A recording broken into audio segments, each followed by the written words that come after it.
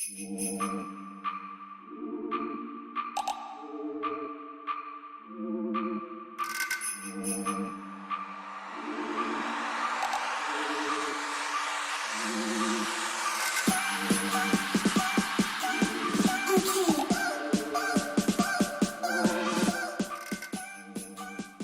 pour le premier intervenant, ce sera Mathieu Maire du Posé, qui vient parler du contenu. Mathieu est directeur du Tank Média.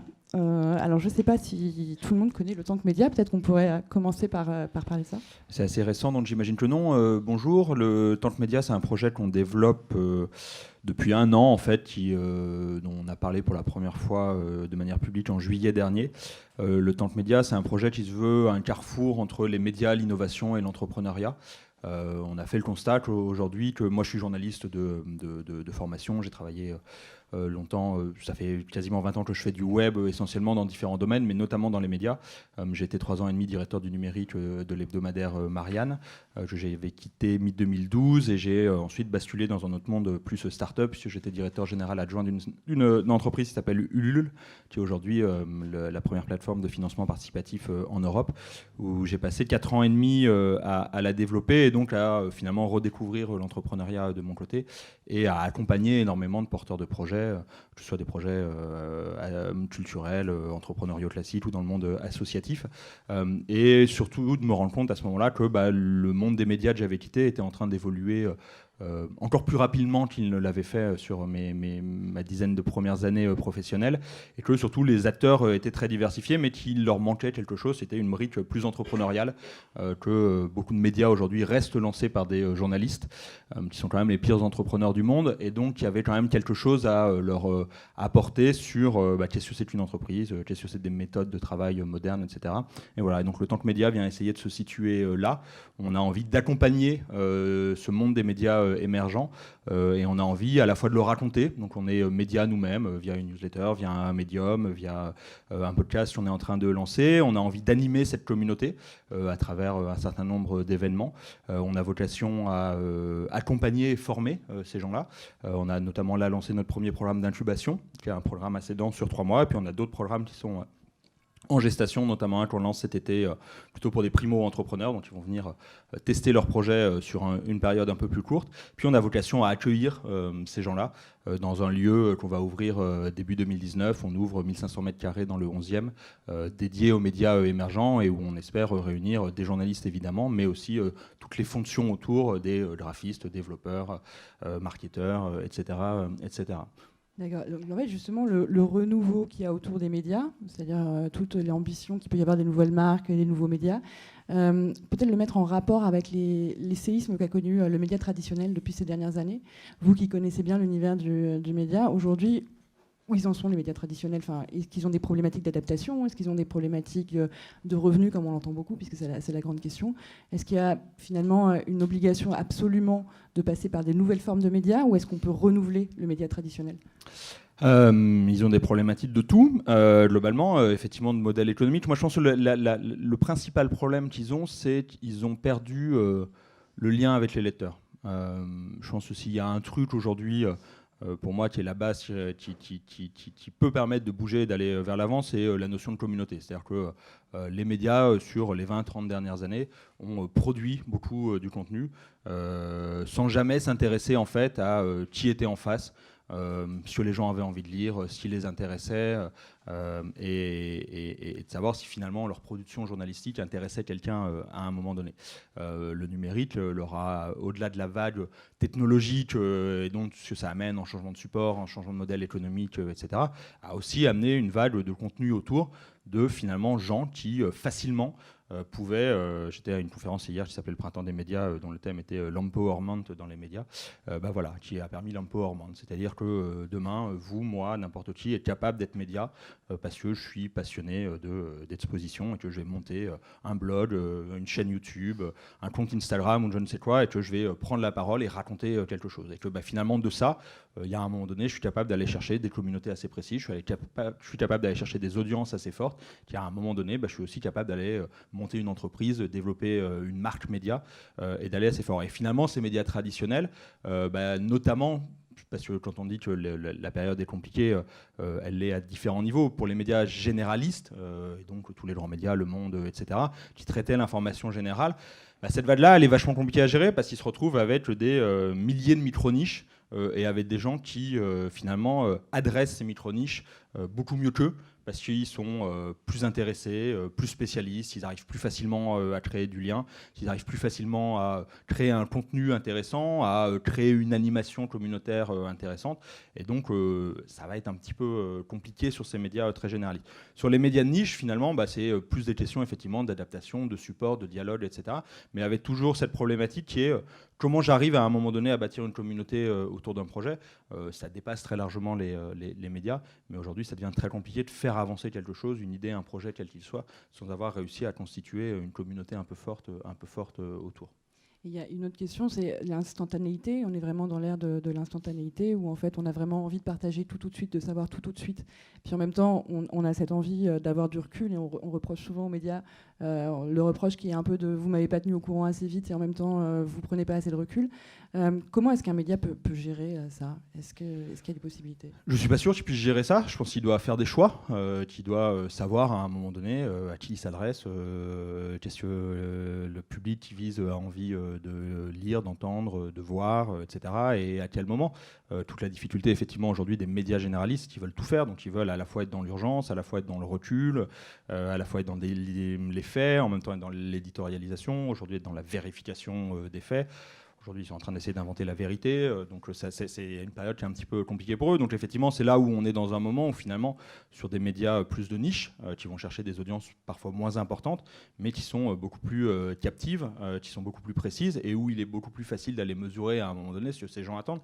Et donc on a aussi bien des gens qui sont en attente d'une urgence permanente, et donc qui vont absolument vouloir des médias qui vont les informer en temps réel et en permanence de tout ce qui se passe, sachant voilà, que c'est compliqué pour les médias quand même d'être sur ce terrain-là, puisque d'autres outils type Twitter et autres seront toujours plus rapides, parce que finalement on sera toujours plus rapide en étant sur l'événement et en le tweetant qu'en étant capable en tant que média d'aller le relayer. Puis finalement on voit quand même une vague aujourd'hui monter assez fortement de besoin de temps, de recul, d'analyse, et de plus en plus de médias venir plutôt se positionner là-dessus et aller chercher quand même un cœur de cible qui sont les gens qui consomment du média, qui sont prêts à payer pour du média, etc., et qui, eux, sont plutôt en attente de plus d'analyse, de plus de contenu intéressant, etc. En revanche, sur ces terrains-là, ce qui peut être compliqué pour les médias, c'est qu'ils viennent se frotter aux agences, ils viennent se frotter aux marques, enfin aux agences qui produisent pour les marques, et donc à des gens qui, aujourd'hui, vont se positionner. Le Tank Média, le projet que je porte, est aussi porté par une agence qui s'appelle Spin Tank, une agence de communication numérique qui est très sur l'éditorial, le design et sur les sujets, on va dire, du futur, la mobilité, l'activisme citoyen, l'écologie, etc. Et donc, il y a beaucoup d'acteurs traditionnels, des gens comme Vinci, des gens comme Air Liquide, etc. Quand Air Liquide a envie de prendre la parole sur l'hydrogène, qui est un des sujets du futur, et de c'est porté par une agence, en vrai, il y a plus de moyens pour faire les choses, il y a plus de capacité à aller chercher les gens qui s'intéressent à ce sujet-là, il y a plus de facilité de créer des formats innovants. Parce qu'en fait, à un moment donné, il y a plus de pognon, qu'il y a moins les enjeux financiers ne sont pas exactement les mêmes, et sur des sujets sur lesquels aujourd'hui, je ne pense pas qu'il y ait beaucoup de médias qui soient très pointus sur le sujet de l'hydrogène. Alors c'est effectivement des micro-niches, mais voilà, on est dans cet univers concurrentiel, et donc pour les médias, c'est là où nous on pense que la vocation entrepreneuriale est forte, c'est qu'en vrai, s'il leur manque aujourd'hui, c'est que souvent ils partent avec un projet éditorial, et que la réalité, qu'il faut qu'ils arrivent à en faire un projet entrepreneurial, c'est-à-dire qu'au-delà de la jolie idée éditoriale qu'ils ont, il faut qu'ils arrivent à aller en faire une idée où il y a un public en face et donc qu'ils soient prêts à monétiser, quelle que soit la façon dont c'est monétisé. Oui, parce qu'en fait, il y a, justement, avec cette surproduction de contenu, il y a la question de est-ce qu'on est prêt à payer pour le contenu, qui est quand même une grande question. Et justement, autour de... Il y a plein de façons de payer pour le contenu, en fait. Mais c'est là où je trouve qu'on se trompe parfois dans les débats. C'est s'il y a... les gens sont prêts à payer pour le contenu. Je pense qu'on a longtemps... J'ai traversé professionnellement, à cause du numérique, différents types de secteurs. J'ai beaucoup bossé dans la musique, j'ai beaucoup bossé dans la politique. Avec Ulule, je me suis beaucoup penché sur le secteur de l'édition, notamment de la BD et d'autres, du cinéma. Et donc, ces secteurs ont parfois un peu du mal juste à regarder ce qui se passe à côté. La musique est quand même un maître étalon assez intéressant. Moi, quand j'ai commencé il y a 20 ans et qu'on faisait du journalisme musical en ligne à l'époque, c'était compliqué de parler avec des maisons de disques. Donc on leur a dit, mais attention, Napster, tout ça, il se passe des choses, ça va un petit peu bouger. C'était compliqué de leur faire entendre ça. Et puis on a beaucoup entendu, les gens veulent plus acheter, les gens veulent plus payer, les gens veulent plus, etc., etc., etc. Puis il y a un moment donné où le contenu, les supports qui portaient le contenu ont évolué, les modèles de monétisation ont évolué, et aujourd'hui tout le monde ou presque paye pour Spotify, et en tout cas ce sera le cas demain. Donc il y a quelque chose qui a évolué, et finalement aujourd'hui tout le monde est en train de dire c'est formidable, tout va bien, le streaming ça remarchera très bien, etc. Et donc voilà, ce qui est inquiétant en revanche, c'est quand on voit le monde de l'édition aujourd'hui, tu dis mais finalement regardez le numérique, ça marche pas si bien sur les livres, on est à l'abri. Et à un moment donné, le monde du disque disait ça aussi. Donc voilà, donc il y a cette nécessité d'apprentissage. Et donc dans ces différents milieux que j'ai pu traverser, il y a ce besoin d'aller s'inspirer de ce que les autres ont fait et de regarder un petit peu concrètement comment s'adapter. Sur les modèles économiques, il y a plein de façons de se monétiser. Il y a du don. Il y a du crowdfunding aujourd'hui, il y a du membership, qui est encore une autre façon finalement d'aller chercher de l'argent, il y a de l'abonnement, il y a de la publicité, il y a plein de façons de publicité. Et donc la question, c'est comment les gens vont à un moment donné consommer mon média et le financer.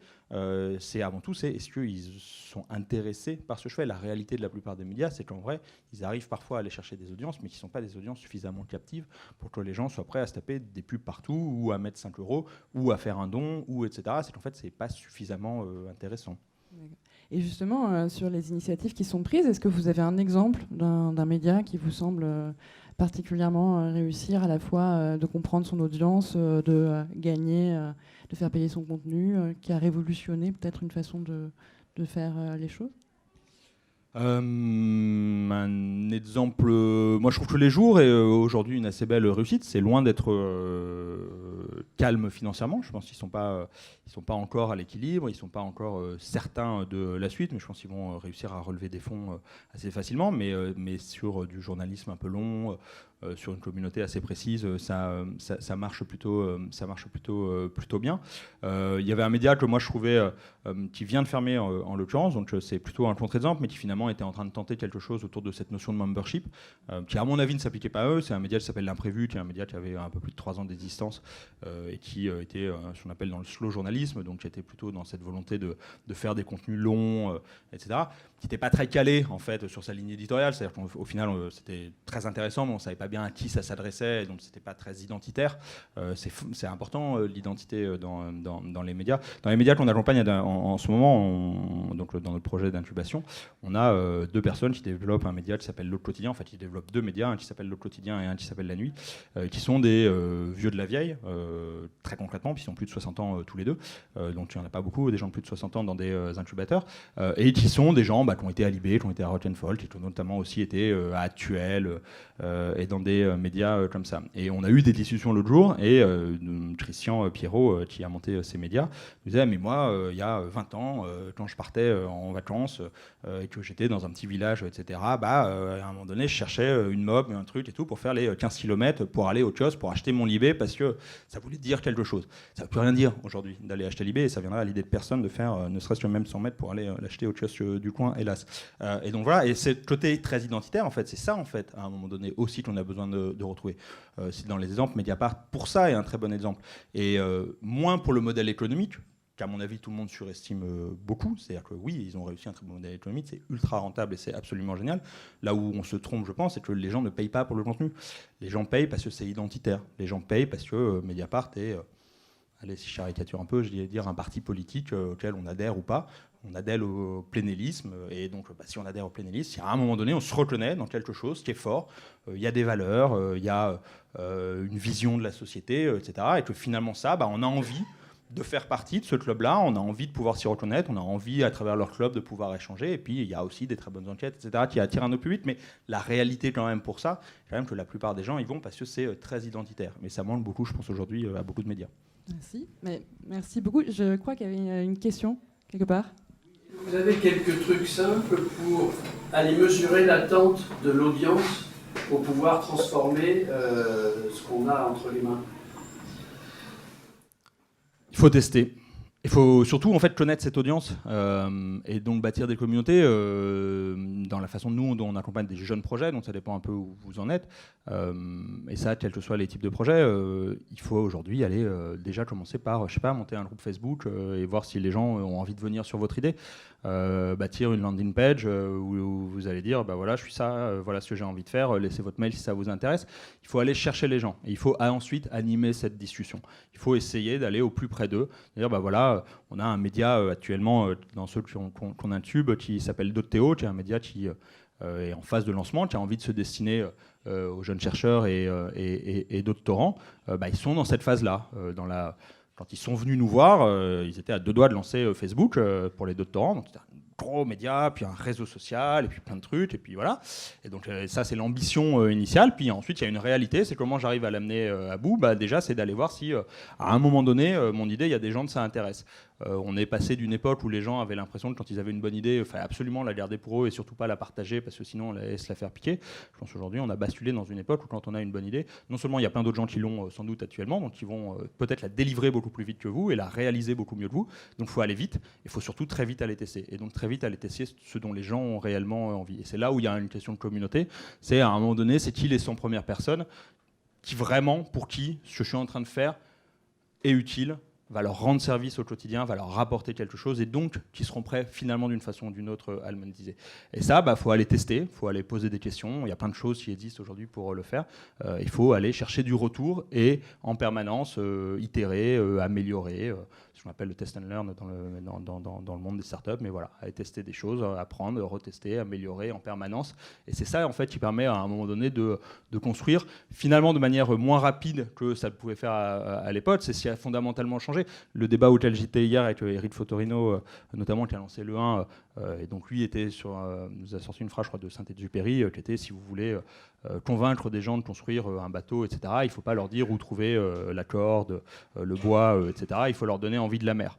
Et donc, voilà, lui, il disait, quand même, un média, ça reste cette envie éditoriale très, très forte.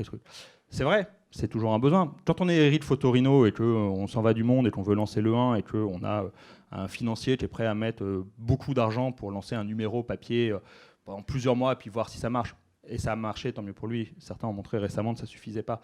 C'est une bonne chose. Mais quand vous êtes la réalité des médias aujourd'hui, c'est-à-dire que vous partez d'un petit truc et il va falloir construire petit à petit sans argent la plupart du temps parce que c'est compliqué d'aller lever des fonds dans ces milieux, il faut très vite aller chercher la réalité de son marché, des gens que ça intéresse, et aller tester en permanence en se disant je ne vais pas lancer un truc énorme tout de suite, mais en revanche ça deviendra énorme si j'arrive petit à petit à améliorer les choses au quotidien.